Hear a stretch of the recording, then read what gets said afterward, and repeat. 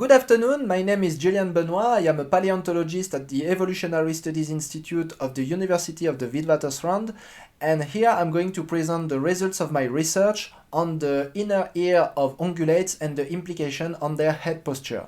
So first of all, why are paleontologists interested in studying the head posture of extinct animals?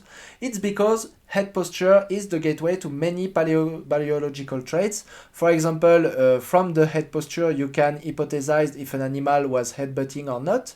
You can also infer diet based on head posture, so it is expected that bruising animals would have a head posture more upwards than grazing animals, so just like the black rhino and the white rhino represented here.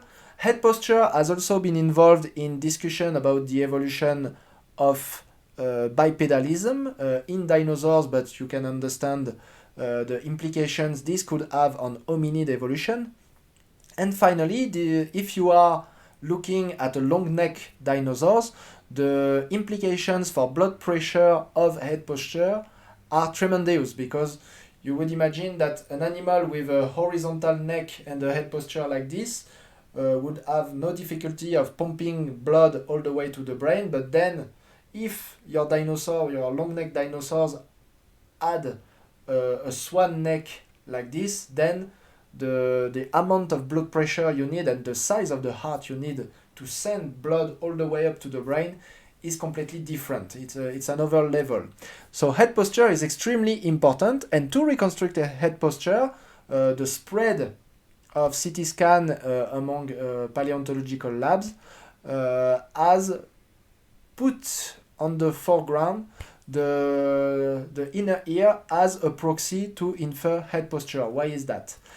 Because the inner ear is composed of the lower part, which is the auditory part, the cochlea, and an upper part, which is made of the three semicircular canals that are oriented in the three directions, so anterior, posterior, and lateral. And the lateral canal is supposed to be held horizontal when the head of the animal is at rest, so it's in natural or normal posture. So this has been believed for a very long time. You see here an example from the 1920s, and it has been revived, as I said, because of the spread of CT scan studies among paleontologists. So here, for example, you can see the lateral canal here is placed horizontally, and then head posture is inferred from the orientation of the head based on the horizontality of the lateral semicircular canal. And there are many studies that has involved that kind of reasoning. This has been heavily used in the recent literature, but the problem is that it has never been tested. So we don't even know if that assertion that the lateral canal should be horizontal at rest, we don't even know if that assumption is true. It has been, for example, extremely contested in archosaurs by Marugan, Lobon et al. In 2013. And in mammals, in parallel, there has been very few studies. Most of them are anecdotal and most of them on domestic animals. But in humans, the question has been brought up repeatedly, and every time people find that the human head, if the lateral canal was to be horizontal, the head posture of a human would be like this, which is anything but natural. So to address the question of whether the lateral canal should be used as a proxy to infer head posture, it is important that we bring a lot of samples into the mix, particularly mammals, because in mammals it hasn't been systematically studied. And it's important that we use the same approach as opposed to the many anecdotal accounts mentioned previously, in which the measurements of head posture and canal orientation has been measured differently in every studies. So to do that, I decided that I would make a big systematic study of the head posture in mammals and in ungulate mammals particularly, in comparison to the head posture you would reconstruct if these mammals were extinct, which is by using CT scan to reconstruct their inner ear and to orientate the skull as if the lateral canal was horizontal. So you take pictures of your animals, measure their head posture compared to the horizontal, you compare it to the head posture you would reconstruct as if they were extinct species using CT scan on the dry skull, and you compare the difference between the two when you superimpose the two measurements.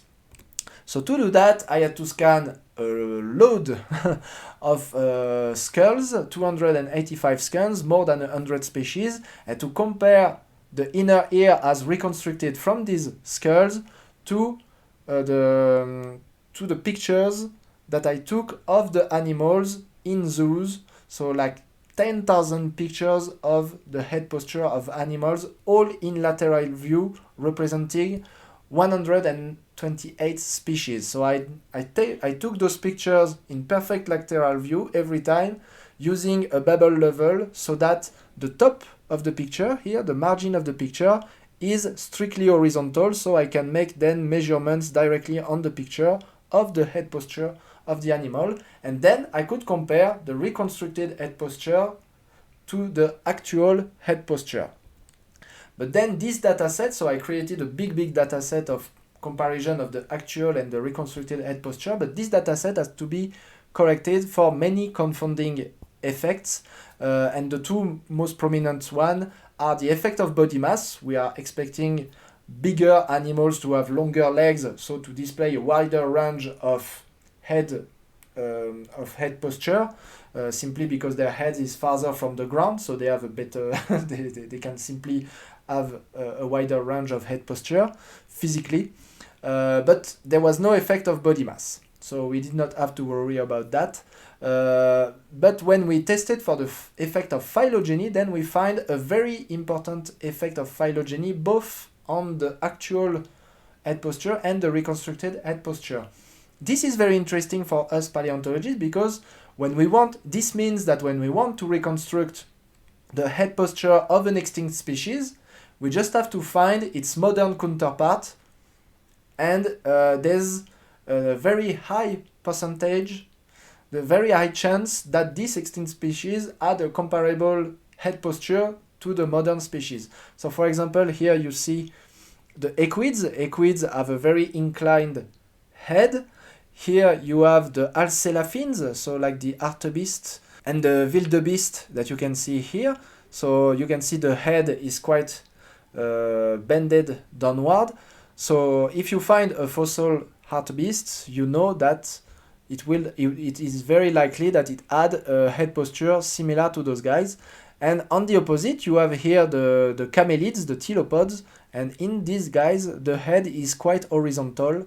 It's not very inclined like it is in the alcelaphini. So head posture, there is a tremendous effect of phylogeny on head posture that we had to correct for before treating the data. So after that, this is what the data had to offer. So you have head posture on the left on the y-axis, and the reconstructed head posture on the x-axis. So what we would reconstruct with if we only had the inner ear. And we find that the natural head posture is significantly correlated to the reconstructed head posture. The two head posture, the actual one and the reconstructed one, are significantly correlated. But before you even think about reconstructed head posture in extinct species based on that significant relationship, you have to note that the scatter of the data points around the regression line here in red. The scatter is tremendous, and as you can see, the coefficient of determination is very, very low. So there's not too much sense into reconstructing head posture in ungulates based only on the orientation of their lateral semicircular canal. Now, what's also interesting with that scatter plot is to compare the regression line that we have with the regression line that we would have if the lateral semicircular canal was actually oriented horizontally. So this is A equal 1 here, that line, and this is where all our species should fit if the lateral semicircular was horizontal, parallel to the horizontal, as has been hypothesized by so many people since a century.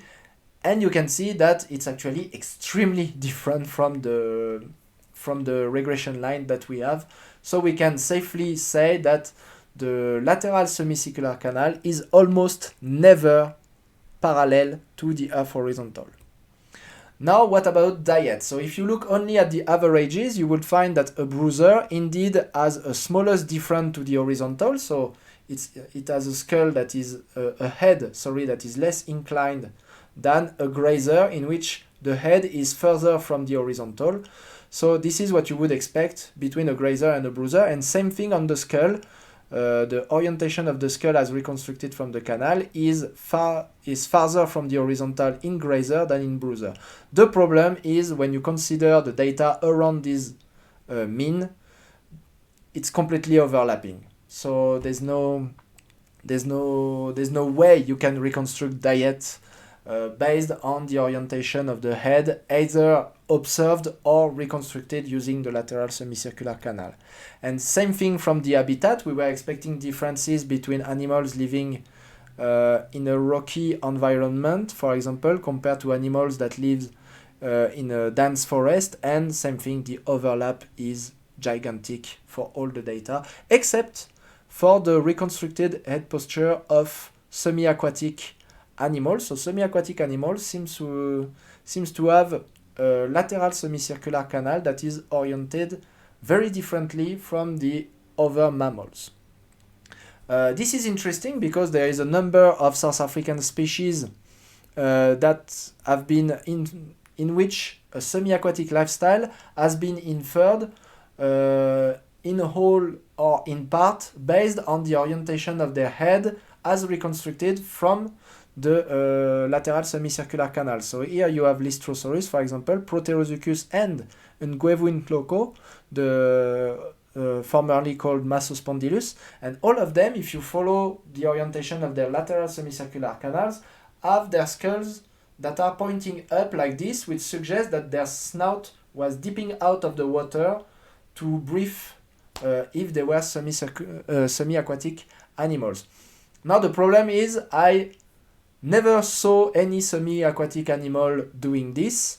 Like for example here the hippopotamus. The hippopotamus has a very inclined head when it's on the ground, and the head is still slightly inclined when it is underwater, and same thing when you look at the skull. And the only animals I've seen with their head dipping, going upward, are the dromedary and the ibex goat, so not aquatic animals. And anyway, their skulls, the lateral semicircular canals on their skulls never indicates a skull that is pointing upward. So the condition is in those guys is quite unique actually. The only animals in which the skull is turned upward when you put the lateral semicircular canal horizontal are two birds. One of them, I think two of them are aquatic birds, but anyway, the angle you can see is very small compared to what you see in those guys. So I think those guys are better considered unique, and you cannot really infer an aquatic habitat based on that.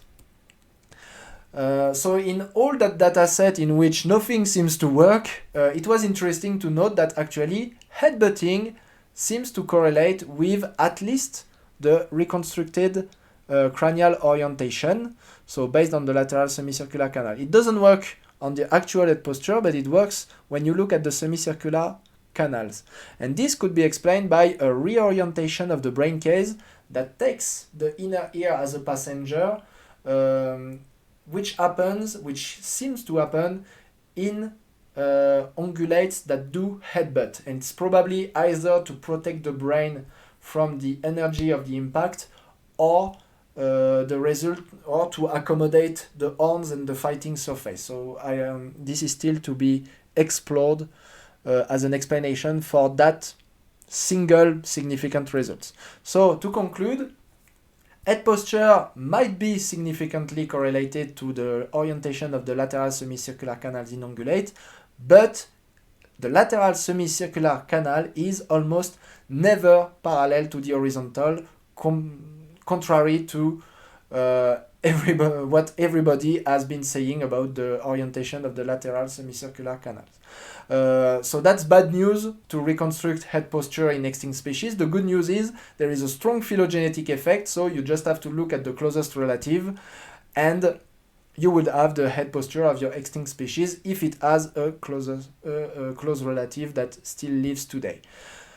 We find little to no effect of diet, habitat, and body mass, unlike what we were expecting, but we find a positive effect of headbutting on the orientation of the LSC, which is interesting to reconstruct headbutting behaviors in extinct species. Now, one of the hypotheses that we put forward to explain why is that measurement not working in most of the case, or compared to what was expected, is because probably we are looking at head posture at rest, and maybe because the lateral semicircular canals is meant to stabilize the head while you are moving, maybe we should do that when the animals are active.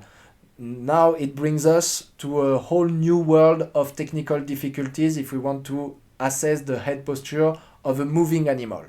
So yeah, but that may be for the future. Thank you very much for listening, and thank you to the Center of Excellence for funding this research.